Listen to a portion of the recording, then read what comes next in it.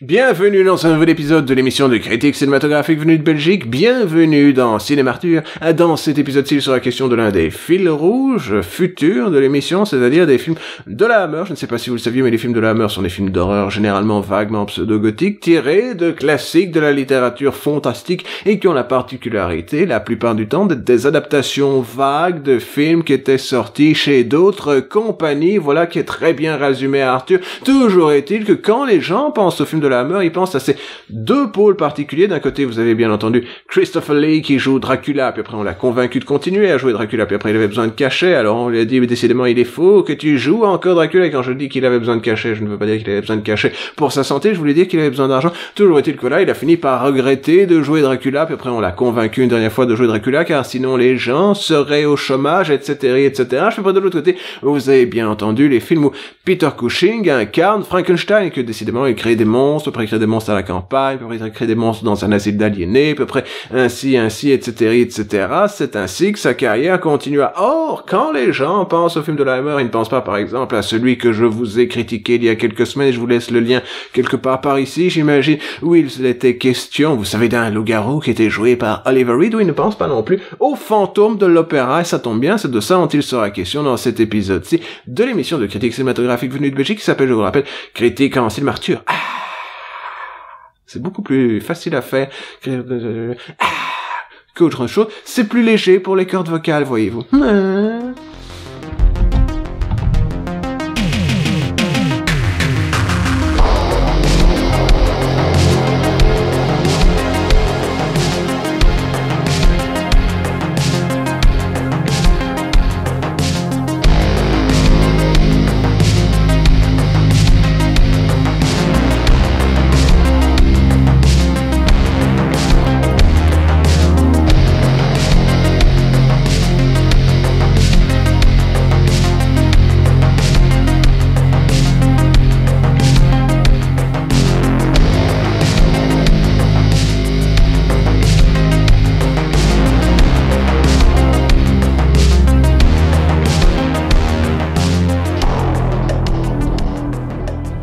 Il y a 3 informations que vous devriez connaître sur ce film, qui s'intitule, je vous rappelle, Le Fantôme de l'Opéra, ou The Phantom of the Opera, et qui a la particularité, donc le fantôme d'opéra, en Amérique, c'est ainsi, vous connaissez, c'est une fameuse présentatrice américaine. Toujours est-il qu'ici, ce que vous devez savoir tient en 3 points, ils sont très saillants. Le premier, c'est bien entendu que c'est l'adaptation d'un roman de Gaston Leroux, qui n'est pas celui-ci, mais c'est celui-ci que je possède, Le Mystère de la Chambre Jaune. C'était un spécialiste, certes, des polars et des choses fantastiques, et il a écrit là-dedans une histoire qui a été adaptée maintes fois, dont, par exemple, par Brian De Palma dans Le Fantôme du Paradise. C'est l'histoire de quelqu'un qui, décidément, est défiguré, qui est un fantôme de lui-même. Ce n'est pas réellement quelqu'un qui est mort, mais cependant il apparaît, il disparaît, il vit dans les faux murs d'un opéra où il a été autrefois quelqu'un d'important, et on l'a trompé, voyez-vous, car dans un accident quelconque, il a été défiguré, et ainsi il se venge des gens qui lui ont fait du mal en plantant divers dagues dans le dos des gens, et à un moment ou à un autre,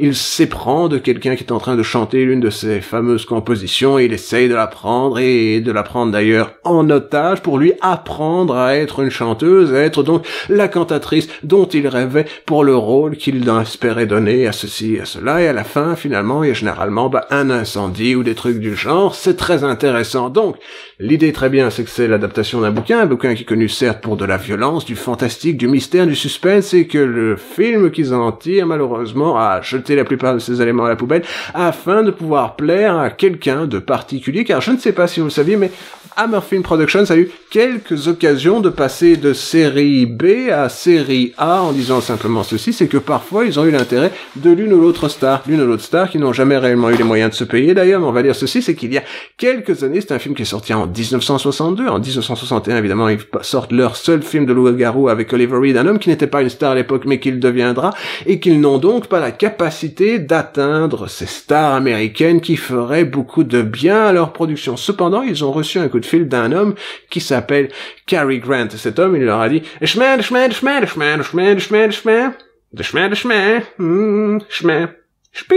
il a posé son téléphone, ce qui voulait bel et bien dire, je vais vous le traduire, il se trouve, bien entendu, que si jamais vous avez un bon scénario, j'ai adoré votre petit Dracula de 1958, vous savez, le film de Terence Fisher, ce film est d'ailleurs aussi de Terence Fisher, je serais intéressé par l'idée d'avoir un rôle, pour peu que vous ayez un rôle, pour moi, etc., etc. Alors, les gens de la Hammer, ils sont dit, surtout leur principal producteur, Anthony Hines, qui ici signe aussi le scénario sous un sous-nom, si j'ai bon souvenir, ils se sont dit, enfin, une star, on va faire un truc un peu plus cossu, on va arriver à mettre un budget dessus, ce sera un hit en Amérique, nous serons enfin un vrai studio de cinéma. Alors ils ont tapoté avec leurs doigts sur ce que j'imagine à l'époque être une machine à écrire, ou alors ils ont noté les choses avec leur stylet sur des pierres de marbre, et toujours est-il qu'ils se sont trouvés avec un film dont le scénario, contient un rôle qui pourrait être rempli par Cary Grant, c'est bel et bien celui du protagoniste, le mec sympa, mais qui n'en a pas voulu, et qui n'a pas non plus voulu celui du monstre, car je pense qu'il voulait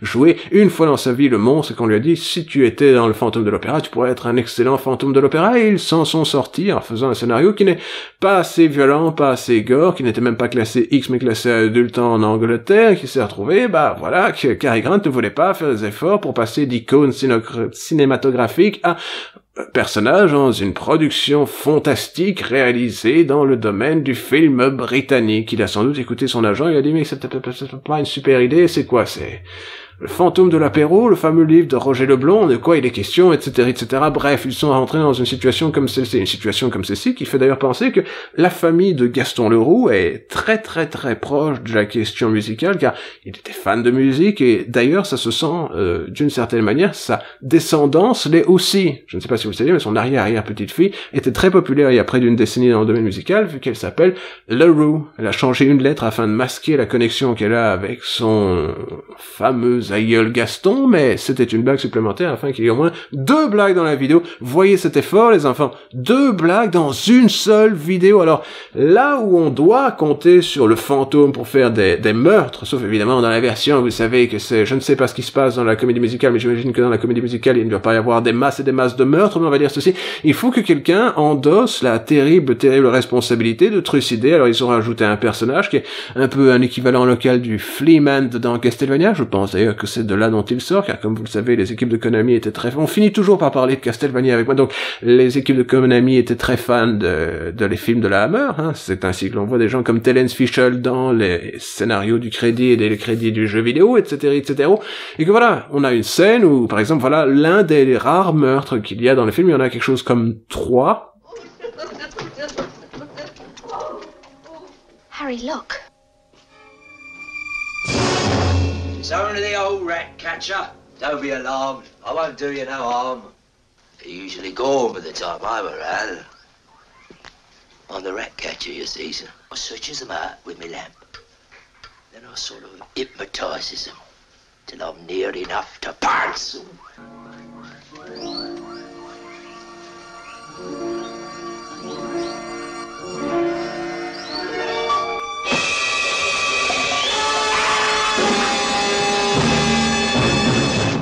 Et vous aurez peut-être reconnu au passage l'une des stars les plus remarquables et les plus reconnues de nos jours dans un film comme celui-ci, c'est-à-dire Patrick Troughton, le second Doctor Who, qui n'était pas encore Doctor Who à l'époque, mais qui bel et bien le deviendra, et le deviendra de belle manière. Il incarne ici un ratier c'est un petit chien, un dératiseur qui est spécialisé dans le fait de récupérer les rats et de les manger et de les vendre et d'en faire sa délicieuse pitance.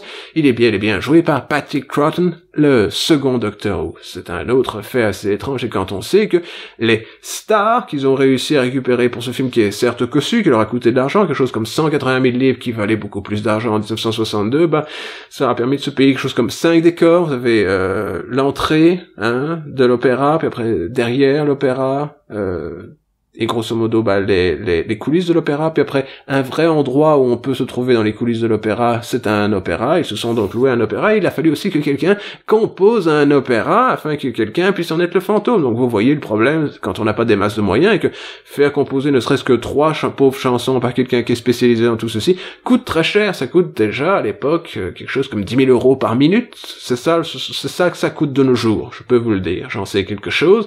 Et qu'on se retrouve dans une situation comme celle-là où voilà, ils ont réussi à avoir des gens pour jouer dans leur film, mais il n'y a personne qui vous intéresse, il n'y a pas de Christopher Lee, il n'y a pas de Peter Cushing, il n'y a pas de ceci, il n'y a pas de cela. Dans le rôle de Cary Grant, mais gentil, vous avez Edward de Souza, un homme qui est plus connu pour avoir joué le méchant soi-disant hindou dans L'espion qui m'aimait.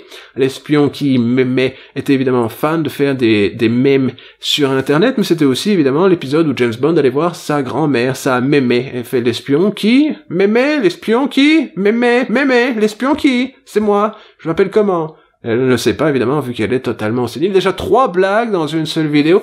Donc voilà, alors on fait le tour de tout ceci. Il faut évidemment remarquer la performance. La meilleure performance du film est probablement celle du fantôme, ce qui est une bonne chose, hein. C'est ça que vous êtes censé avoir, qui est ici incarné par Herbert Lom, qui était connu pour avoir joué dans Mysterious Island, un film qui était tiré, vous savez, de Jules Verne. Est-ce que j'ai ici l'île mystérieuse de Jules Verne? Non, j'ai les 500 millions de la Begum, ce qui n'est pas si loin, et quand on y réfléchit, non, on n'est pas à 500 millions de la Belgium, ça c'est évidemment le budget de notre équipe de foot. Alors l'idée est très simple, il a joué là-dedans, il a joué dans Lady Killers, où il était l'un des seconds rôles derrière Alec Guinness, l'inventeur de la fameuse bière. Déjà 4 blagues dans une seule vidéo, et l'intégralité de ceci vous fait réfléchir que voilà le niveau de gens qu'ils ont pu se payer. Edward de Souza, Herbert Lom dans le rôle de la jeune première, qui est bel et bien la première de la jeune première. Vous avez Heather Sears, une fille qui ressemble vaguement à Karen Gillan de la série Doctor Who, comme quand on finit par tourner autour de Doctor Who dans cet épisode-ci, et évidemment, vous avez un rôle particulier, celui du méchant qui est très méchant, que c'est le méchant qui a fait le mauvais coup, qui fait que le fantôme, il est pas content,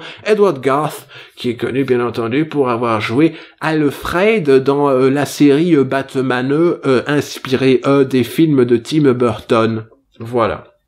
C'est le calibre des gens, le méchant est très méchant, mais vu que le méchant qui est censé être le fantôme ne fait rien d'autre si ce n'est d'être un peu genre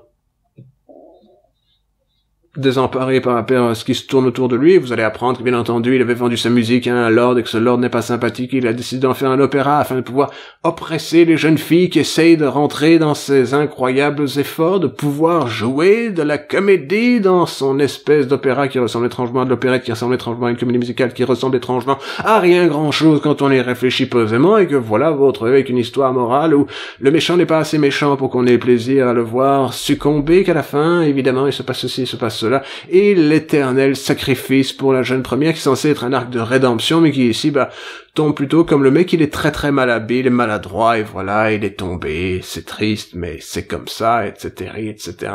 Ce n'est pas un film d'extraordinaire niveau en ce qui concerne ce qui est disponible dans le catalogue de la Hammer, c'est une évidence, c'est un film qui est plaisant pour voir comment on peut foirer une adaptation de quelque chose qui est assez simple en somme, hein, et qui est malgré tout réalisé avec un certain brio par Terence Fisher dans beaucoup de mouvements de caméra que d'habitude il n'en a pas des masses, mais qu'ici il essaye de faire l'effort de fort le faire, Terence Fisher. Il y a même des petits plans de triangle, des choses comme ça, l'intégralité qui vous fait planer un vague suspense qui finit par se casser la gueule, car à la fin ça finit par être une histoire de détective où on sait bien qu'on va de A puis à B puis à C puis à D, qu'on finit à Occam Opera, car c'est de là ce dont il est question.